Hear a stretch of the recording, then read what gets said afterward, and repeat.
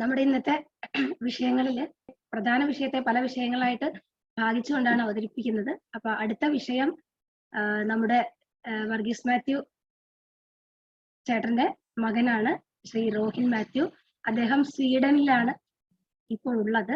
അതുകൊണ്ട് നമുക്ക് ഈ സമയത്ത് അവർക്ക് വന്ന് സംസാരിക്കാൻ സാധ്യമാകാത്തത് കൊണ്ട് അവർക്ക് പറയാനുള്ളത് നമുക്ക് അയച്ചു തന്നിട്ടുണ്ട്. ഇംഗ്ലീഷിലാണ് അത് അയച്ചിട്ടുള്ളത്. അപ്പോൾ അദ്ദേഹത്തെ നമുക്ക് കേൾക്കാം. അദ്ദേഹത്തിന് ഇന്ന് നമ്മളോട് എന്താണ് പറയാനുള്ളതെന്ന് കേൾക്കാം. Namaste from Sweden. I'm Rohan Matthew, and I have the honor today of sharing some of my thoughts, ideas, and learned knowledge with you all. I'm currently working with the Swedish government to go fully climate neutral by 2030 and then become climate positive shortly after. I moved to Sweden just 4 years ago after running my own consulting company in India based on regenerative design, which I must add is not yet a discipline on its own. So after getting a foundation in the field with Permaculture from Permaculture College Australia, I enrolled in a lot of other courses including Earthen Architecture from Oroville and online courses ranging from Harvard to Tokyo University in a wide spectrum of related courses. But since permaculture is basically a collection of ancient and modern techniques, distillation of which has led to permaculture principles, ethics, and guidelines, I had a good base to start off with, and then later be able to decide which subjects I want to go deeper into. In little over a decade, I have researched on these topics mentioned here on the page. Do not worry if these are new to you. I just shared them here so you can research about them individually, as each of them is a deep rabbit hole. But they are pointing towards the same goal, which is how we can humans thrive on the planet and do that along with other organisms. I can hear some of you thinking, could you please break it down in simpler words? Yes, of course, I can. Thank you for asking. Well, in essence, we are trying to do everything inspired by how nature is designed to work. And in the scientific field, this is called biomimicry, as you can see written there. And since we are not just limited to copying one single action, but in fact many actions within the process, by replicating the systems thinking behind a set of relationships and actions, we are evoking the system thinking field of study written vastly about by Fritjof Capra. Then comes deep ecology, which is just a notion of putting humans in the middle of the ecosystem equation and not on the top of the ecosystem chain, which is to say living by being cooperative rather than oppressive. And then the rest I would leave unto you to grab a screenshot of maybe and research later. So let's dive into today's topic. As we all know, there is so much bad news about our planet, from floods to wildfires to fire tornadoes. Many have just given up, understandably. But what if there was another path of not only saving the planet, but for saving us? Since the planet can adapt to extreme conditions and even life will adapt to new conditions after some time, but our human physiology would not allow us to survive these extreme conditions. So therefore, we are not really even being that altruistic or philanthropic by trying to avoid climate change. We are, in essence, just trying to save ourselves. The biggest tipping point we have already crossed in the planetary systems is carbon dioxide in the Earth's atmosphere. A tipping point simply means going past the point of no return. Another big one we are about to cross is the amount of sun reflected back by the ice on the planet, which keeps the climate system in check.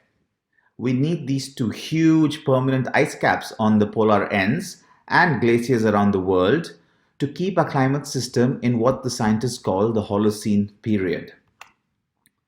Here you can see the civilization could only start in the Holocene period, with the temperature and climate stability before that period was highly erratic and extreme changes were evident, as you can see on the graph.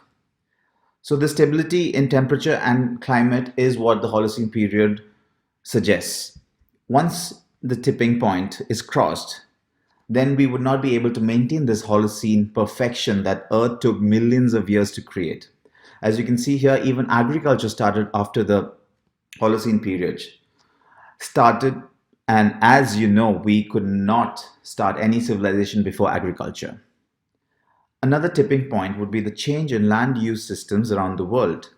Since agriculture has taken a very bad turn since the industrial era and is now the leading cause of desertification around the world. With around 2/3 of the world almost desertified, we are the first species on the planet to negatively affect the climate single-handedly. Once enough ice melts, we cannot cool the planet back down to get the ice cover required to reflect the appropriate amount of sunlight back into space. And hence, it will only get warmer and warmer due to more and more sun being absorbed by the entire planet, with no ice caps and more desertification. Here we can see what is called the Great Acceleration. Sticking to my short time frame, I would just like to comment here on the fact that 1,000 gigatons is the amount of carbon dioxide we have released in the atmosphere since 1750 when the Industrial Revolution began. 1 billion tons is 1 gigaton. And this incomprehensible amount to the human mind is what we call our legacy load. So even if we all get electric cars tomorrow and the governments shift to fully renewable resources of energy, we will still have this legacy load that we release in the atmosphere left, which will keep affecting us for centuries. Unless, of course, we draw down the carbon dioxide in some way which doesn't cost us the earth, back into the earth, soil, plants, wherever we can think of, and which I will come to now soon. Best way to do that is regenerative agriculture. Scientists have been mapping and modeling hundreds of solutions, and nothing comes as close in scale and effectiveness as regenerative agriculture. There are many other tipping points, as you can Google planetary boundaries and get more insights in the field. It is led by the Swedish researcher Johan Rockström, and here you can see an overview of his findings, which was from his paper in 2009.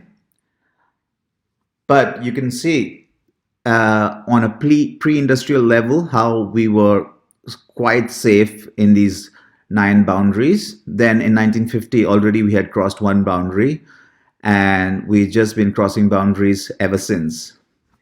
Nothing to be proud about here. 1 billion people would be climate refugees due to soil desertification. And the UN has reported that within 60 years, the top soil of the whole world would be gone if we continue in the path.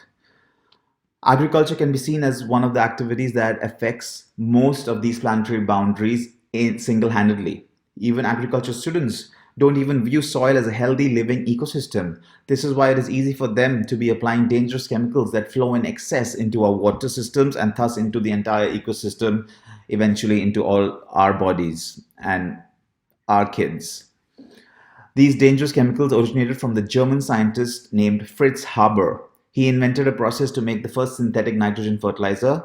He also is the one to make the first chemical bombs which was used in wars, and the toxic gas used in Holocaust. You can research him. His name is Fritz, as in Fritz, Haber, Haber. And eventually the company Dow, DOW, then spread these chemicals as pesticides around the world. There are over 200 peer-reviewed scientific studies that correlate the spraying of these toxic chemicals to ADD in children, pediatric cancers, and birth defects. Chronic stress to the soils through constantly spraying it with herbicide, fungicide, pesticide, and tilling is destroying our richest resource in the process, which we call desertification. Well, here we come to data that I think everybody already knows, hopefully. But so I will move on and add things like everything runs by carbon. We humans are made of 16% carbon. Carbon is the driving engine of ecosystems. Soil microbes run by carbon. So why is carbon turned into an enemy now? Well, let's just turn back a little bit and see. Plants turn, for example, 60% of the carbon dioxide they breathe to carbon fuel and create their biomass. The rest of the 40% of the carbon absorbed is sent to the roots to feed microbes in the soil. In return, the microbes bring in nutrients from deeper in the soil to feed the plant roots. The microbes turn the carbon into a sort of carbon glue, which they use to live safely inside of, until we come and plow, till, and crush, and even sun dry and roast it by leaving the soil bare. This not only destroys the microbial habitats and other networks like mycelium and what have you, but also changes the airflow and the water flow inside the soil. So, in short, the microbes thrive in mostly undisturbed soil. And just like in our body, we need the microbes to survive. This heavy industrial acceleration to release carbon dioxide in the air by most essential life-sustaining industry, agriculture, is proven by satellite imaging, which shows the release of carbon dioxide in the atmosphere when the farmers till the crops. Have you ever thought that by just actually avoiding something or doing less, we can actually be much better off? Yeah, this is one of those cases. Moving on, the health of nature and ecology is tied to the soil. Healthy soils lead to healthy planets and eventually the whole ecosystem, which leads to healthy animals, which leads to healthy humans. It leads to healthy water and healthy climate. So due to the lack of education about the role of ecology at the very minute scale to the very gigantic scale, we are spending more money and energy to destroy our ecology rather to regenerate it, which would be one step ahead of just being sustainable. And that should have been the bare minimum that we were practicing. I mean, sustain is right in the word. So it's not all doom and gloom. We have full control of our future, and with the right attitude and wisdom, we can change what we want to see in the world. But we got to take those steps. And here, permaculture is a very good basis to start off with, since it has these ground ethics and principles distilled from thousands of techniques that we humans have been using since time. So the ethics of permaculture are care of the earth, care of people, and a fair share, which is basically not hoarding surpluses, but actually sharing it with the people and animals and other beings on the planet. And some of the guiding principles would be everything is connected to everything else, every function is supported by many elements, and every element should serve many functions. Easy, simple to understand, and that's how nature works. So coming to the nature, and we're talking about a system, we should be able to define a system. A system which was defined by Ludwig in 1960 in the general systems theory is just an entity which maintains its existence through mutual interactions of its parts. Now we can define what composes a system and identify its boundaries, which is up to us. So we can think of anything as a system, and then we can apply permaculture principles or however you want to call these regenerative design principles.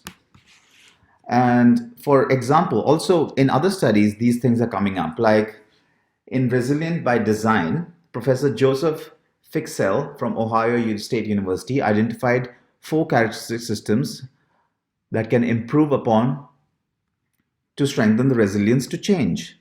The 4 are diversity, efficiency, adaptability, and cohesion. Permaculture is a collection of tools and techniques from all over the world, ancient and modern, which can be summarized as regenerative measures that go further than just being sustainable. So we have to study the whole system, like we just spoke about, make it resilient. How do we make it resilient? And how do we think of the whole system rather than just what we are growing or what we are eating? We can take care of the whole system while we are actually tilling or working on the earth. I mean, tilling should be avoided, as I said before. As you can see here, it has some of these and design principles in its core. In this picture, you can see, which I will expand further in a bit. But here are some of the permaculture topic that we discuss and have in mind while thinking of a whole system. These kind of permaculture principles, once you've learned them, can be applied to, for example, buildings. Using the systems design principle of permaculture, we can better design even our living and working environments. They might translate to a green roof, for example, as you can see here, or houses made of earth material, even carbon neutral negative houses, climate positive, passive houses, solar orientation, triple glazing, insulation, zero energy design, solar panels, wind turbines, geothermal heating. All of these things can be used in the design of a house. This is how a whole system is designed, even around a house. So what would it translate to in a house? For example, this is an earth chip which I have worked on in Rishikesh. We have built one earth chip in Rishikesh as an ashram. That was the first ashram in the world which is built as an earth chip. So we employ thermal solar dynamics for temperature stabilization. So there you can see it's built into the earth using the earth temperature, plus the solar orientation works perfectly to absorb heat in the winter and give off heat in the summer. Incorporate renewable energy sources, produce food, integrated water harvesting systems, and treat its own sewage in-house. We've been able to achieve that quite inexpensively.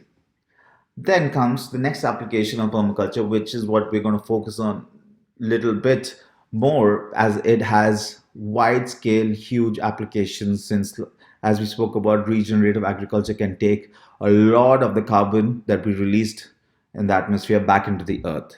So agriculture and ecology is a very good application of permaculture, which we should talk about more and more. So forests and trees are essential to regenerative agriculture. Tree cover stabilizes the soil, prevents land erosion and desertification, enhances the land capacity to store more water, reduces drought and floods, helps repair climate cycles, moderates air and soil temperatures, and supports biological activity, including wildlife habitat. Most importantly, draws down carbon and enhances the soil organic matter. Some of the key regenerative practices are, for example, no-till farming and pasture cropping, organic annual cropping, compost and making compost tea, ecological aquaculture, using perennial crops, using polyculture, using biochar, holistically managed grazing. So animals are helping and they're not separate from a farming system, an agriculture system. So animal integration, really important. So the hundreds of benefits that we can get can be categorized in these headings. A handful of healthy soil like that, as you can see here, can contain more microbes than the entire amount of humans that have ever existed on the planet up till now. Can you believe that? And moreover, soil can hold 4,000 gigatons of carbon dioxide, while the atmosphere can hold up to only 600 gigatons, and the plants can hold 1,700 gigatons. So the soil is the clear winner. Taking care of the soil will take care of us. Now we come to the permaculture principles sections, as I thought sharing of these would be really important, as applying these to any field can really work wonders towards making it most effective, sustainable, and regenerative. Since they're quite straightforward, I would go through them quickly without too much explanation on them. The first principle is observe and interact. A good, free, and harmonious relationship between nature and people is not something that is generated in isolation, but through continuous and reciprocal interaction with the subject. Catch and store energy. Principle number 2. Instead of spending Earth's renewable resources to an unsustainable degree, by using captured and stored energy effectively to maintain the system and capture more energy in the end. Principle 3. Obtain a yield. Design any system for self-reliance at all levels, including ourselves. Flexibility and creativity in finding new ways to obtain a yield will be critical in the transition from growth to descent. Principle 4, apply self-regulation and accept feedback. Limit inappropriate growth or behavior. With better understanding of how positive and negative feedbacks work in nature, we can design systems that are more self-regulating and thus reducing the repeated and harsh corrective management. Use and value of renewable resources and services. Renewable resources should be seen as a source of income, while non-renewable resources can be thought of as capital assets. Produce no waste. This radical perspective sees waste as resources and opportunities. Example, the earthworm, like all living things, is a part of a web where the outputs of one are the inputs for another. Principle 7, design from patterns to details. So take the macro view, not only the micro view into the picture. The commonality of patterns observable in nature and society allows us to not only make sense of what we see, but also to use the pattern from one context and scale to design in another. Pattern recognition is an outcome of the application of principle 1, observing and interacting. Then comes integrate rather than segregate. In ecosystems, we find the connections between things are as important as the things themselves. Synergy is the key word here. Thus, the purpose of a functional and self-regulating design is to place elements in such a way that each serves the needs and accepts the products of other elements. Here's more examples of integrating into the environment, and you can get as creative as you would like. Use small and slow solutions. Systems should be designed to perform functions at the smallest scale that is practical and energy efficient for that function. Use and value diversity. Look for evolved systematic complexity. The diversity needs to be seen as a result of the balance and tension in nature between variety and possibility on one hand and productivity and power on the other. Use edges and value the marginal. The value and contribution of edges and the marginal and invisible aspects of any system should not only be recognized and conserved, but the expansion of these aspects can increase system productivity and stability. So increasing our resilience to even climate change. Creatively use and respond to change. Designing to make the use of change in a deliberate and cooperative way, and creatively responding or adopting to large-scale system change, which is beyond our control or influence. And as you can see, these pictures have just given you an idea of some applications of it. And since there is just such a short time right now, I cannot go deeply into applications, since it could take from a minimum 3-day course to a full-on 1-year expansive course. This is why I'm sticking to just the essence of permaculture, to be able to help you understand how to think when you think further. But I will be happy to share applications of it also at a later point somewhere. So coming to the next point would be characteristics of permaculture.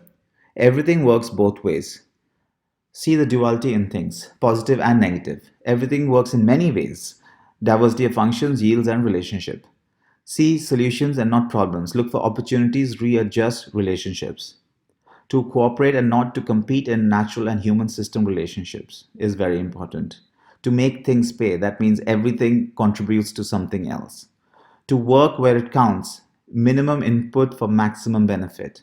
To use everything to its highest capacity.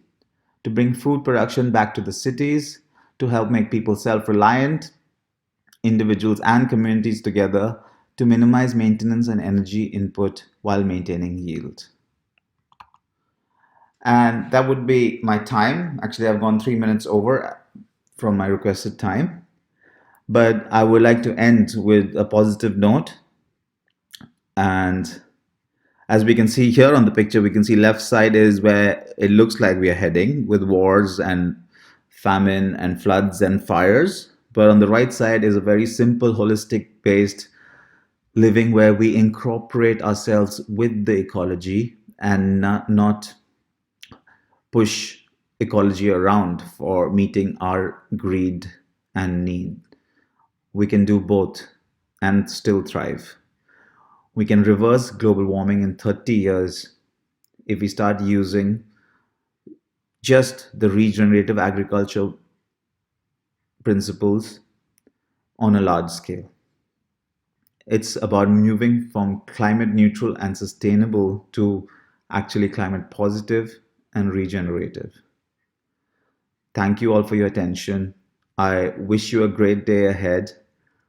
I'm sure this has been an exciting celebration of the World Environmental Day. I hope to be with you the next time we have this talk. Thank you for all your time. Godspeed ahead. Vande Mataram. Thank you, Sri Rohan Matthew from Sweden. എല്ലാവരും ശരിക്കും കേട്ടിട്ടുണ്ടാവുമെന്ന് കരുതുന്നു. ഇംഗ്ലീഷിലായതുകൊണ്ട് ഒരു പക്ഷേ എല്ലാ കാര്യങ്ങളും മനസ്സിലായിട്ടുണ്ടാവില്ല. എങ്കിലും സമാനമായിട്ടുള്ള കാര്യങ്ങൾ തന്നെയാണ് ഇനി വരുന്ന പ്രഭാഷകരും സംസാരിക്കാൻ പോകുന്നത്.